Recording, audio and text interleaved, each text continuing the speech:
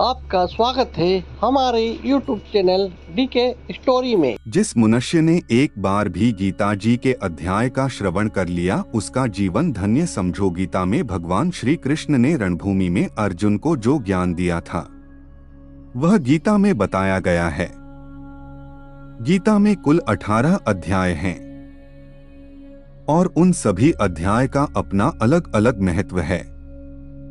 आइए जानते हैं गीता के पहला अध्याय का महत्व क्या है। श्री गीता उपनिषदों का सार है।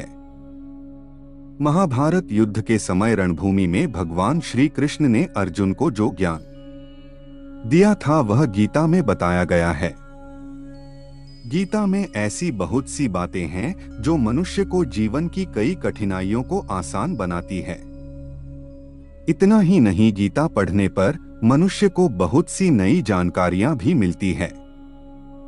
साथ ही हर अध्याय के नियमित पाठ का अपना लाभ और महत्व है। भगवान शिव ने देवी पार्वती को गीता के पहले अध्याय के पाठ का महत्व जो बताया है वही यहाँ आपके लिए प्रस्तुत है।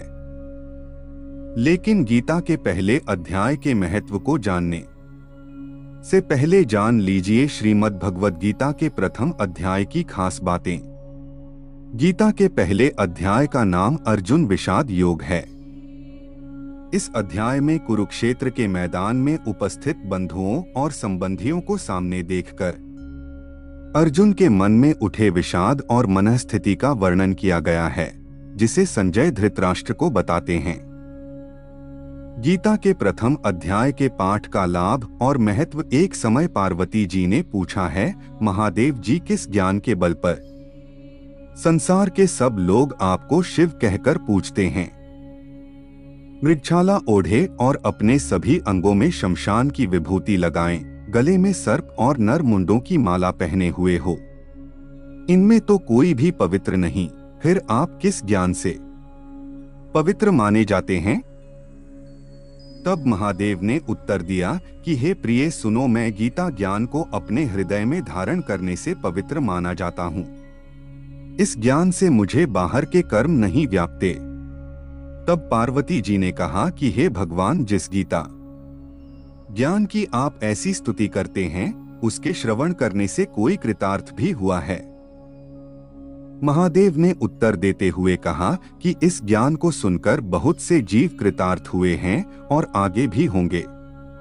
मैं तुम्हें एक पुरातन कथा कहता हूँ, तुम सुनो।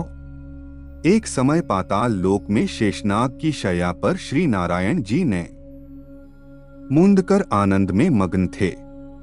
उस वक्त भगवान के चरण दबाते हुए लक्ष्मी जी ने पूछा, हे प्रभु, निद्रा और आलस्य तो उन पुरुषों को व्यापता है जो जीव तामसी होते हैं, फिर आप तो तीनों गुणों से अतीत हो। आप तो वासुदेव हो, आप जो नेत्र मूंद रहे हो, इससे मुझके बड़ा आश्चर्य है।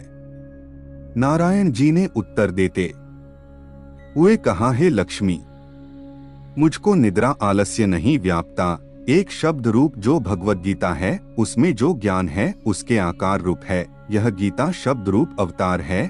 इस गीता में यह अंग है। 5 अध्याय मेरे मुख है, 10 अध्याय मेरी भुजा हैं, 16वां अध्याय मेरा हृदय और मन और मेरा उदर है, 17वां अध्याय मेरी जंघा है, 18वां अध्याय मेरे चरण हैं।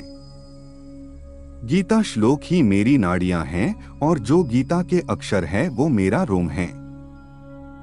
ऐसा मेरा शब्द रूपी जो गीता ज्ञान है उसी के अर्थ मैं हृदय में विचार करता हूँ और बहुत आनंद प्राप्त होते हूँ। लक्ष्मी जी बोली, हे श्री नारायण जी, जब श्री गीता जी का इतना ज्ञान है तो उसको सुनकर कोई जीव कृतार्थ भी हुआ है, सो मुझसे कहो। तब श्री नारायण ने कहा, हे लक्ष्मी, गीता ज्ञान को सुनकर बहुत से जीव कृतार्थ हुए हैं, सो तुम श्रवण करो। एक व्यक्ति था जो चांडालों के कर्म करता था और तेल नमक का व्यापार करता था। उसने एक बकरी पाली। एक दिन वह बकरी चराने के लिए वन में गया और वृक्ष से पत्ते तोड़ने लगा। वहां उसे एक सांप से डंस लिया, जिससे वह तुरंत मर गया। मरने के बाद उसने बहुत से नरक भोगे और फिर उसका जन्म बैल के रूप में हुआ। उस बैल को एक भिक्षुक ने मोल लिया। वह भिक्षुक उस पर चढ़कर सारे दिन मांगता फिरे। जो कुछ भिक्षा मांगकर लाता वह उसे अपने परिवार के साथ मिलकर खाता और वो बैल सारी रात द्वार पर खड़ा रहता। उसके खाने पीने का भी कोई ख्याल नहीं करता था और सुबह होते ही बैल पर चढ़कर फिर मांगने निकल जाता। जब बहुत दिन हो गए तो वह बैल भूख से गिर गया, लेकिन उसके प्राण नहीं निकले। नगर के लोगों ने देखा और उस बैल को कोई तीर्थ का फल दे तो कोई व्रत का फल दे, तब भी उस बैल के प्राण नहीं छूटे। एक दिन गणिका आई। उसने लोगों से पूछा, यह कैसी भीड़ है? तो उन्होंने कहा कि इसके प्राण नहीं निकलते, अनेक पुण्यों का फल दे रहे हैं तो भी इसकी मुक्ति नहीं होती।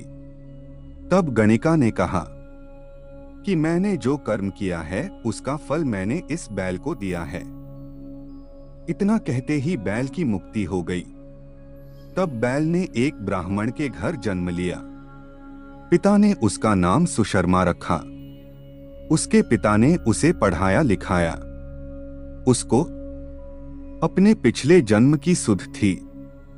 उसने एक दिन मन में विचार किया, जिस गणिका ने मुझे बैल की योनि से छुड़ाया था उसका दर्शन करूं। विप्र चलते चलते गणिका के घर गया और कहा, आप मुझे पहचानती हैं? गणिका ने कहा, मैं नहीं जानती, तुम कौन हो? तब उसने कहा कि मैं वही बैल हूं जिसको आपने अपने पुण्य दिए थे। तब मैं बैल की योनि से छूटा था। अब मैं विप्र के घर जन्म हूं। आप अपना पुण्य बताएं। गणिका ने कहा कि मैंने अपने जाने पुण्य नहीं किया, परंतु मेरे घर एक तोता है। वह रोज सवेरे कुछ पढ़ता है। मैं उसका वाक्य सुनती हूँ। उस पुण्य का फल मैंने तुम्हें दे दिया। तब विप्र ने तोते से पूछा कि तू सवेरे क्या पढ़ता है? तोते ने कहा, मैं पिछले जन्म में विप्र का पुत्र था। मेरे पिता ने मुझे गीता के पहले अध्याय का पाठ सुनाया करते थे।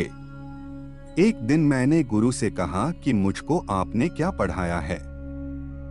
तब गुरुजी ने मुझे शाप दिया कि तू तोता बन जा। इसके बाद से मैं तोता बन गया। एक दिन बहेलिया मुझे पकड़ ले आया और एक विप्र ने मुझे मोल ले लिया।